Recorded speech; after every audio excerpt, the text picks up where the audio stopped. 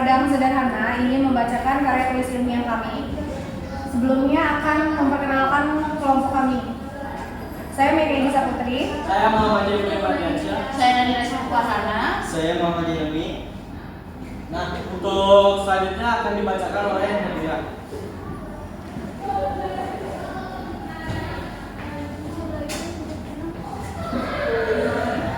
Yang pertama ada pendahuluan, latar belakang perkembangan usaha kuliner di Indonesia sangat pesat, terutama usaha kuliner. Rumah makan nasi Padang. Rumah makan nasi Padang sudah tersebar di seluruh wilayah Indonesia dan mancanegara, sehingga masyarakat Sumatera Barat yang merantau dapat menikmati makanan khas Minang. Mereka berada untuk mengobati kerinduan terhadap kampung halamannya. Rumah makan Padang merupakan suatu bisnis rumah makan atau restoran yang menjual dan menyediakan berbagai ragam kuliner atau masakan khas Minangkabau yang berasal dari Sumatera Barat. Rumah makan Padang memiliki berbagai menu khas Minang, terutama rendang yang telah dikenal di seluruh wilayah Indonesia maupun mancanegara. Masakan Padang mempunyai kesan cita rasa tersendiri yang membuatnya berbeda dari masakan lain.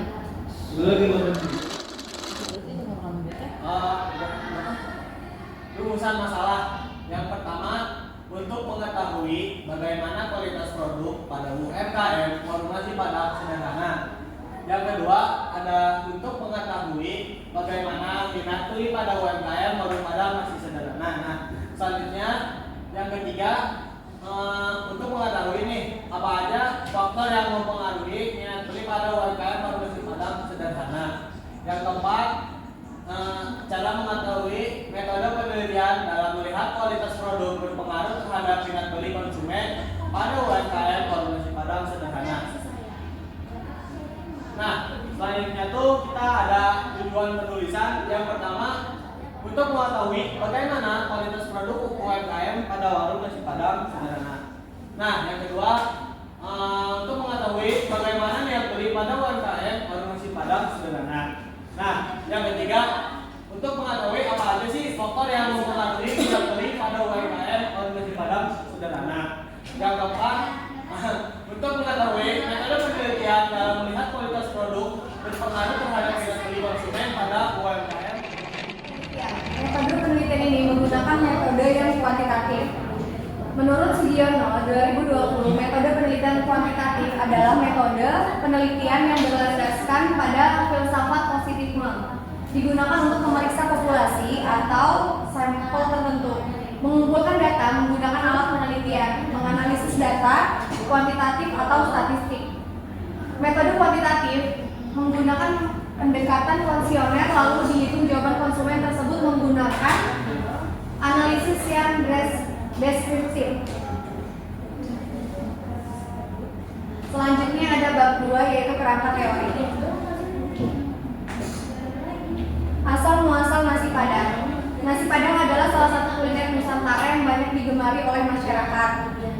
Bisnis ini cukup menjanjikan dikarenakan makanan merupakan kebutuhan utama yang harus dipenuhi untuk kehidupan manusia.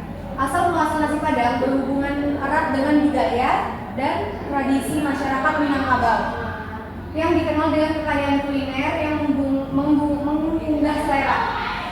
Nasi Padang berasal dari wilayah Sumatera Barat yang merupakan tanah kelahiran orang Minangkabau. Makanan ini merupakan bagian dari budaya kuliner Minangkabau yang kaya akan rempah-rempah dan bumbu khasnya. Orang Minangkabau terkenal dengan kemampuan mereka dalam mengolah bahan-bahan alami dan rempah-rempah untuk menciptakan masakan yang penuh dengan cita rasa. Nasi Padang tidak hanya berkembang di Sumatera Barat, tetapi juga menyebar ke berbagai daerah di Indonesia. Bahkan luar negeri seperti Malaysia, Singapura, dan Brunei. Hal ini dipengaruhi oleh para pedagang dan perantau Minangkabau yang membawa masakan khas mereka ke berbagai tempat. Orang Minangkabau memiliki tradisi merantau yang kuat dan mereka membawa budaya kuliner mereka ke berbagai banyak tempat. Cita rasa rendang. Jadi masakan Padang memiliki rasa yang enak dan gurih. Selain itu, gurihnya terdapat pada ramuan santan yang kental. Rempah-rempah dan sambal masakan Padang kebanyakan menggunakan santan di setiap menu masakan sehingga cenderung berlemak dan berminyak. Kemudian bumbu-bumbu rempah yang digunakan tidak pernah bisa ditiru dengan sempurna di tempat lain, karena itu yang bikin masakannya rasanya selalu khas, dari rendang yang empuk, sambal hijau yang pedas, sampai gula yang gurih. Semuanya terasa asli dan tidak pernah mengecewakan. Makan di warung nasi Padang itu bukan sekedar makan, tapi lebih seperti menikmati tradisi dan rasa yang sudah ada sejak lama. Setiap suapan membawa kita lebih dekat ke akar budaya Minangkabau yang kaya dan penuh rasa. Next. Kemudian bab 3, hasil dan pembahasan. Hasil dan pembahasan yaitu hasil penelitian mengenai cita rasa.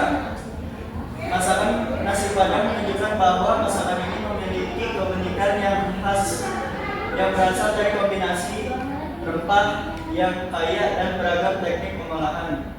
Poin penting yang dapat ditemukan dalam penelitian dan pembahasan mengenai cita rasa masakan nasi Padang yaitu ada 4. Yang pertama yaitu ada 4. Yang pertama yaitu kompleksitas rasa. Kemudian teknik memasak, sambal yang penyajian dan Potensi yang besar untuk berkembang, terutama karena keunikan cita rasa ditawarkan beragam menu yang memenuhi selera berbagai kalangan dengan pelayanan yang baik, kebersihan yang terjaga dan harga yang terjangkau. Warung nasi Padang dapat menjadi pilihan favorit bagi banyak pelanggan. Meskipun berikut untuk terus bersaing di pasar yang semakin kompetitif, warung nasi Padang perlu berinovasi dan menyesuaikan diri dengan tren konsumennya. Selanjutnya di sini ada kesimpulan. Warung nasi Padang memiliki daya tarik yang sangat kuat. Berkat kelezatan dan keunikan rasa yang menjadi ciri khas, kualitas dalam bahan baku, kebersihan, dan pelayanan yang ramah adalah satu kunci yang mempengaruhi keberhasilan usaha ini. Namun tantangan yang harus dihadapi termasuk kompetisi yang semakin ketat dan perubahan versi konsumen.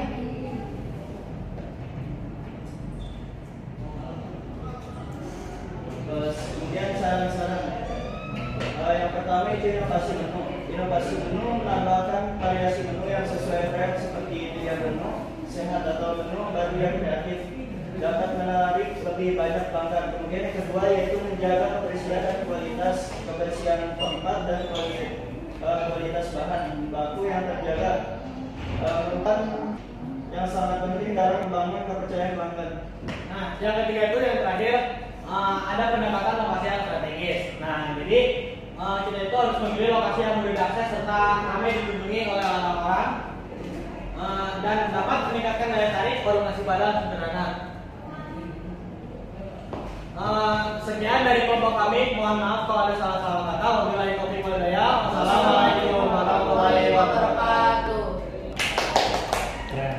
Ya, kita crop